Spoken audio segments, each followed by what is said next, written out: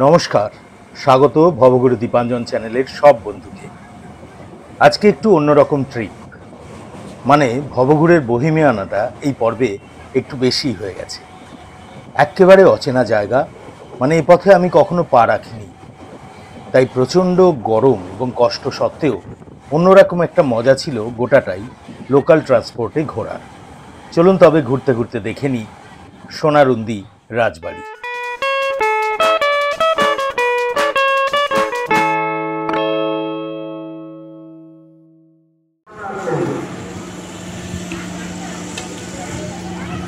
কাটোয়া থেকে এই ট্রেনটা যাবে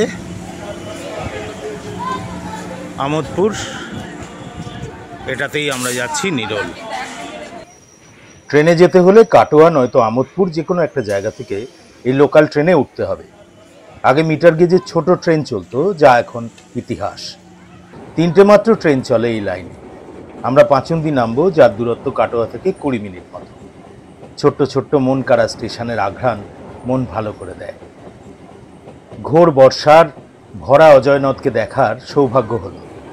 গ্রীষ্মকালের এই নদের লাবণ্য যে কোথায় হারিয়ে যায়। সারাক্ষণ আকাশে ঘন কালো মেঘের সঙ্গী হতে হতে চললাম পাঁচুন্দি নামের এক নির্জন স্টেশনে, যেখানে পায়ের দাগ পড়ে না সারাদিন। স্টেশনে নামিয়ে দূরে হারিয়ে গেল বিরল রেলগাড়ি। নেমে পড়লাম ট্রেন থেকে। সুন্দর মিষ্টি একটা স্টেশন পাঁচুন্দি। এইখান থেকে আমরা যাব হচ্ছে সোনারুন্দি রাজবাড়ি। আবার এসেছে আষাঢ়, আকাশ আসে বৃষ্টির সুবাস বাতাস বে। আবার এসেছে আষাঢ়, আকাশ পাঁচুন্দি মূলত একটা জনমানব শূন্য স্টেশন। দুটো দিকে অনন্ত ধান জমি, আশেপাশে কোনো টোটোর অটো, কোনো ট্রান্সপোর্টেশনের বিন্দু বিসর্গ কিচ্ছু নেই। ফলে যদি চেনা টোটো থাকে, আপনাদের নাম্বারও আমি দিয়ে দেবো, তাদেরকে যদি পাঁচুন্দি আসতে বলেন তবে তারা এসে আপনাদের নিয়ে যাবে। আর নয়তো এখান থেকে প্রায় 1 কিলোমিটার হেঁটে একটা হাইওয়ে আছে, ওই পর্যন্ত হেঁটে যেতে হবে। ওখান থেকে কিছু টোটো পাওয়া যেতে পারে।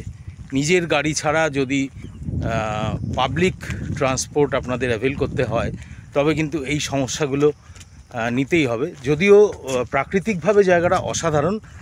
আমি আর আমার বউ এসছি আজকে, ওর খুব ক্লান্ত হয়ে গেছে এই হাঁটাটাতে। এমনিতে তো ভীষণ গরম, যদিও প্রচুর মেঘ করেছে আকাশে, কিন্তু গরমটাকে তো অ্যাভয়েড করা যাচ্ছে না। তো বাকি ব্যাপারগুলো খুব ভালো, কিন্তু ট্রান্সপোর্টেশনের সমস্যাটা কিন্তু আছেই, এখানে ভীষণভাবে আছে। বড় রাস্তায় উঠে বৃষ্টি মাথায় নিয়ে যে টোটোয় উঠলাম, সে আমাদের মাত্র 150 টাকায় সোনারুন্দি ঘুরিয়ে নিরোলের অট্টহাস সতীপীঠে নিয়ে যাবে কথা দিল, কথা রাখলো। পরের পর্বে সেই সতীপীঠের গল্প রাখব। দুপাশের অনন্ত সবুজের মধ্যে দিয়ে যেতে যেতে জেলা বদলে পূর্ব বর্ধমান থেকে মুর্শিদাবাদ হয়ে যাবে কখন, জানতেই পারবেন না। হ্যাঁ, সোনারুন্দি রাজবাড়ি কিন্তু মুর্শিদাবাদ জেলাতেই। আর এই রাস্তার ওপরেই প্রধান প্রবেশ পথ। একটু ভেতর দিকে ঢুকলেই অসামান্য সেই রাজবাড়ির মূল প্রবেশ তোরণ এসে পড়বে, দূর থেকে দেখা যায়, যার নিচ দিয়েই ভেতরে ঢুকতে হবে। এমন প্রবেশ পথ গোটা রাজবাড়ির ছিল 4টি। বর্তমানে পরিত্যক্ত এই বাড়ি উন্মুক্ত। সামান্য 2-1টা অংশ ছাড়া বাড়ির কোথাও ঢুকতে, ছবি তুলতে, ভিডিও করতে কোনো বাধা নেই। কিন্তু প্রায় গোটাটাই এমনই জঙ্গল একেবারে গ্রাস করেছে। গেট পেরিয়ে চলে আসতে হবে বাড়ির সামনের চৌহদ্দিটাতে।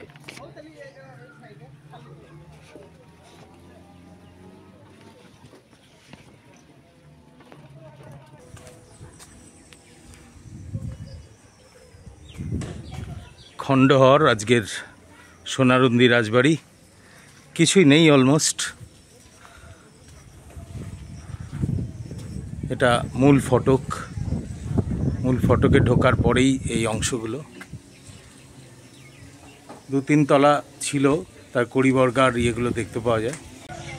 এই হলো, আমি একটু ঘুরে দেখাই, এই হচ্ছে রাজবাড়ির ভেতরটা।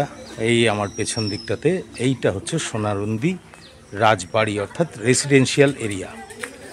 এবার বাকিটা আপনাদের দেখাচ্ছি। সম্পূর্ণ এক খণ্ডহরে পরিণত হওয়া জঙ্গলাকীর্ণ এই বাড়ি আজ থেকে প্রায় 200-রও বেশি বছর আগে কেমন গমগম করত তা চোখ বন্ধ করে ভাবতে ইচ্ছে করে।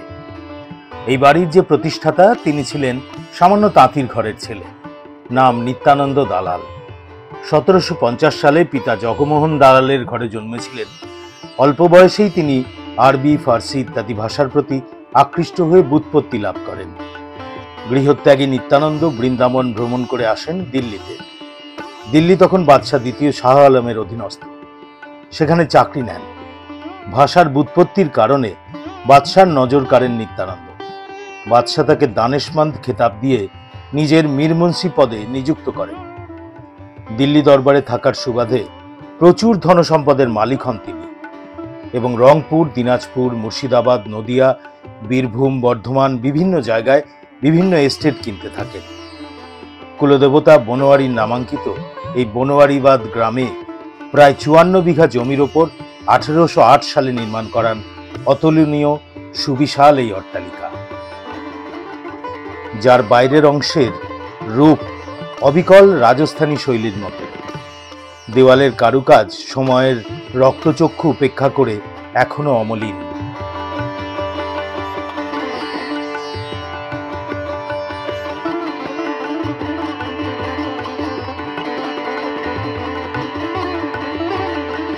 ঠাকুরদালান এবং প্রাসাদের এই অংশে এক সময় ছিল সুদৃশ্য ফুল ও ফলের বাগান। লাগোয়া গোপেশ্বর শিব মন্দির বানিয়েছিলেন। রাধাকৃষ্ণের যুগল মূর্তি, অষ্টসখীর মূর্তি সম্বলিত বিশাল ঠাকুরদালান, তার নাট মন্দির, অপরূপ প্রাসাদের শৈলী ইত্যাদি ছিল তাঁর স্মৃতিতে ভিড় করে থাকা বৃন্দাবনের এক প্রতিরূপ। এমনকি তিনি 12টি কুঞ্জও বানিয়েছিলেন। এই দ্বিতীয় বৃন্দাবন দেখতে মানুষ আজও ভিড় করেন। শিব মন্দিরের পাশটায় তিনি কিশোরী বনোয়ারিলালের নামে খনন করিয়েছিলেন কিশোরী দিঘি। গ্রামের মানুষের সুবিধার্থে এমন অনেকগুলি পুকুর তিনি খনন করিয়েছিলেন, তবে এটি ছিল একান্ত রাজপরিবারের ব্যবহার্য। এখানে জন্মাষ্টমী ও রাধাষ্টমীর দিন নতুন মাছ ছাড়া হতো। এই মাছ পবিত্র হিসেবে গণ্য হয় আজও। গ্রামের মানুষও কখনো এই মাছ ধরেন না। বিশালায়তনে এই রুই, কাতলা, মৃগেল কারোর মৃত্যু হলে তার সৎকার স্বরূপ তাকে গঙ্গায় নিয়ে গিয়ে ভাসিয়ে দেওয়া হয়। আর বিস্কুট মুড়ি তো যে কোনো মাছই খায়, তাই এটাও একটা আলাদা আকর্ষণ হয়ে উঠেছে এই জায়গায় ভ্রমণার্থীদের কাছে।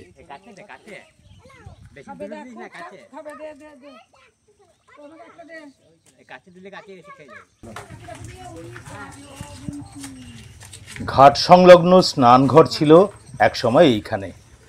দয়ালু উপকারী মানুষ হিসাবে পরিচিত নিত্যানন্দ বহরমপুর থেকে বীরভূম পর্যন্ত একটি রাস্তা নির্মাণ করিয়েছিলেন।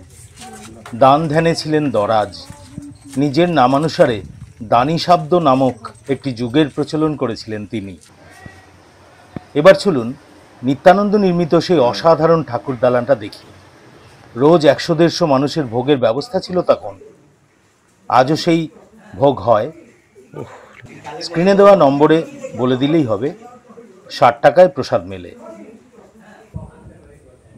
অসাধারণ ঠাকুরবাড়ির চত্বর, জাস্ট অসাধারণ। শোভাবাজার রাজবাড়ি আপনারা অনেকেই দেখেছেন,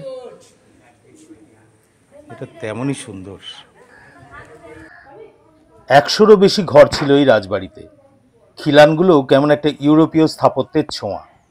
দ্বিতল দালানটির মধ্যবর্তী অংশে ছিল নাটমন্দির। ওই বেদিটায় এখনো উৎসবের সময় বিভিন্ন অনুষ্ঠান মঞ্চস্থ হয়। এই বাড়ির সর্বশেষ সদস্য কল্যাণী দেবী আজও বেঁচে আছেন। অনেক বয়স তার।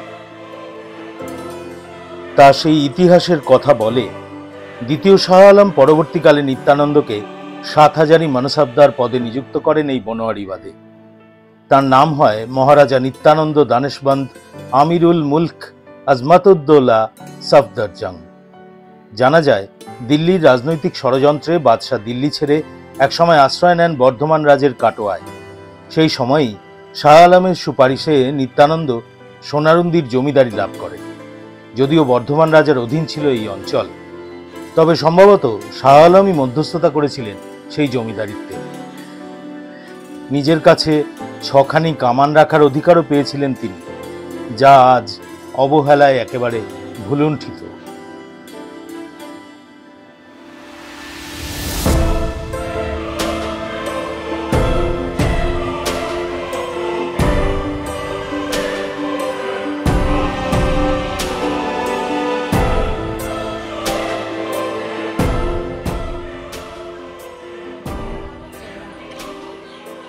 অসামান্য মন্দিরটিতে প্রতিষ্ঠা করেছিলেন রাধাকৃষ্ণের এই অষ্টধাতুর যুগল মূর্তি ও অষ্টসখীর বিগ্রহ, ঠিক বৃন্দাবনের অনুরূপ। কুলদেবতার নাম রেখেছিলেন কিশোরী বনোয়ারি লাল। দিকগুলো থেকে ঝাড় লণ্ঠন ঝোলানো থাকতো, সামনে ছিল ফোয়ারা। ঠাকুরমশাই, এটা কি ফোয়ারা ছিল? এটা কি ফোয়ারা ছিল? আর ওখানে কি যাত্রা ইত্যাদি এসব হয় নাকি? তো এই ছিল সোনারুন্দি রাজবাড়ির বর্ণনা আর ইতিহাস। বর্ষাকালে এসেছি, অনেকগুলো জায়গায় ইনঅ্যাক্সেসিবল, তবুও যতটা পেরেছি চেষ্টা করেছি দেখাতে। শীতকালটা ভালো এই জায়গাটার জন্য,